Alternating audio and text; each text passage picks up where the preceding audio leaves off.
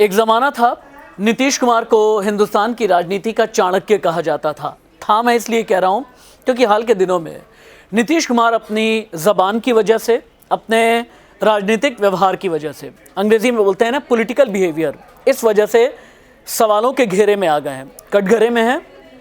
और नीतीश से ये कहा जा रहा है कि कहीं ऐसा तो नहीं कि बढ़ती उम्र के साथ में आपके ऊपर इस तरह का असर हावी हो रहा है कि आपकी ज़बान फिसलने लगी है। मैं नीतीश की ज़बान की बात नहीं करूंगा, नीतीश के कदम की बात करूंगा। वो कदम जो आरक्षण के नाम पर उठाया गया, वो कदम जो ईबीसी ओबीसी रिजर्वेशन के नाम पर उठाया गया और जिसने बिहार में एसटी रिजर्वेशन को यानी अनुसूचित जनजाति के आरक्षण को दोगुना कर दिया। क्या 2024 में इसका असर दिखेगा या फिर नहीं, इसी पर मैं बात करने वाला हूं। नमस्ते, मैं राशिद। नीतीश कुमार ने क्या किया, जो दांव चला है, इस दांव में एससी आरक्षण 16 से बढ़कर के 20% हो गया और किस जातीय समूह को कितना फायदा पहुंचा, अब आप ये एक एक करके जानें। बिहार में जाति आधारित जनगणना के बाद आरक्षण में किया गया संशोधन, यानी किसे कितना रिजर्वेशन मिल रहा था, इसमें अब संशोधन कर दिया गया है। नीतीश सरकार ने विधानसभा के पटल पर आरक्षण संशोधन विधेयक यानी बिल 2023 पेश किया। हालांकि जब राज्यपाल की मोहर लग जाएगी तो उसके बाद ये कानून बन जाएगा। बड़ी बात यह है, जब जातियों की बात होती है ना, तो भारतीय जनता पार्टी को भी ये पता है कि इसमें खच्चर नहीं फंसाना है, यानी इसमें किसी भी तरह से कोई हर्डल क्रिएट नहीं होना चाहिए। तो भारतीय जनता पार्टी ने भी आरक्षण संशोधन बिल 2023 का कर दिया समर्थन, यानी आने वाले दिनों में ये कानून बन जाएगा। अब नीतीश कुमार ने खुद के लिए 2024 चुनाव के लिए, इंडी अलायंस के लिए बिहार में सबसे बड़ा दांव चल दिया है। अब नीतीश इसी दांव के जरिए पूरे हिंदुस्तान में कहेंगे ओबीसी के लिए, ईबीसी के लिए, एससी के लिए, एसटी के लिए जो उन्होंने किया, बाकी क्यों नहीं कर पाए। अब नीतीश सरकार के इस दांव का एसटी वर्ग को भी लाभ मिला, इस वर्ग का आरक्षण भी डबल हो गया। इस बिल के तहत क्या हुआ ना, बिहार में जो आरक्षण का दायरा 60% का था, ये बढ़ करके अब 75% हो गया है, 75% हो गया है। राज्य सरकार की तरफ से 65% और ईडब्ल्यूएस के लिए केंद्र सरकार की तरफ से जो 10% का रिजर्वेशन हो रहा होता है, वो रिजर्वेशन नीतीश कुमार ने मिला करके 75% कर दिया है। अब विधेयक जो है, जैसा मैंने बताया, राज्यपाल की मंजूरी के बाद कानून में तब्दील हो जाएगा।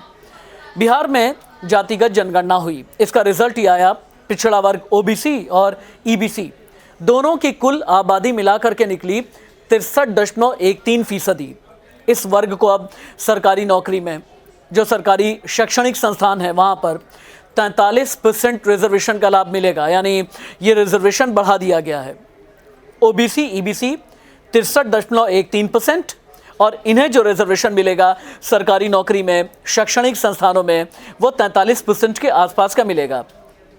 अब तक दोनों वर्गों को लगभग 30% का रिजर्वेशन मिल रहा था, ये 13% बढ़ा दिया गया है।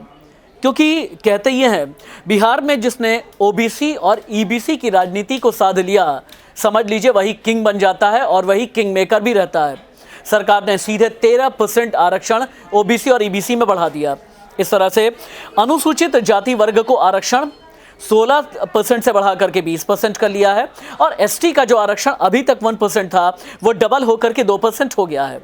अब जातिगत जनगणना की गई, जातिगत सर्वे किया गया, इसके बाद ये फैसला किया गया। पिछड़ा वर्ग यानी ओबीसी को अब 18%, ईबीसी को 25% का लाभ मिलेगा। पहले ईबीसी वर्ग को 18% मिलता था और ओबीसी को मिलता था 12% का लाभ, जिसे यानी दोनों मिलाकर के 30% होते थे। इन्हें 43% तक बढ़ा करके नीतीश कुमार लेकर के गए हैं। अब सवाल बड़ा ये है आगे चल करके कि नीतीश ने आरक्षण का लाभ तो दे दिया, लेकिन आरक्षण के जरिए क्या किसी की जिंदगी का लेवल वो एक कदम आगे बढ़ सकता है, इसे इंश्योर करना नीतीश कुमार का काम है। नीतीश कुमार आरक्षण के नाम पर सुशासन बाबू एक बार फिर से बनने की कोशिश तो कर रहे हैं, लेकिन नीतीश अपनी ज़बान को संभाल नहीं पा रहे। अब नीतीश की आप देखें, जीतन राम मांझी के साथ में जो नोकझोंक हुई, नोकझोंक होने के बाद विधानसभा में जम करके बवाल हुआ। बवाल यहाँ तक पहुँचा कि जीतन राम मांझी धरने पर बैठ गए।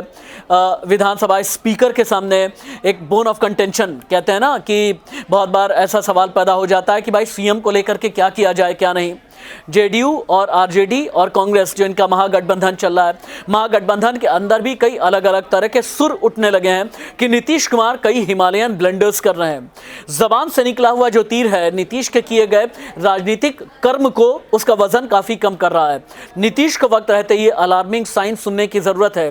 कहते हैं दीवार पर लिखी हुई इबारत अगर आप वक्त रहते पढ़ लें तो आपके लिए बेहतर होता है, वरना जब तीर कमान से निकल जाता है तो ऐसे में आपके लिए संभालना बहुत मुश्किल होता है। नीतीश जी, आप इंडिया अलायंस के अगवा बनना चाहते हैं, आप सुशासन बाबू रह करके देश के प्रधानमंत्री बनने का ख्वाब पाले बैठे हुए हैं, तो ऐसे में बेहद ज़रूरी है कि राजनीतिक शिष्टाचार का भी आप ख्याल रखें। नमस्ते।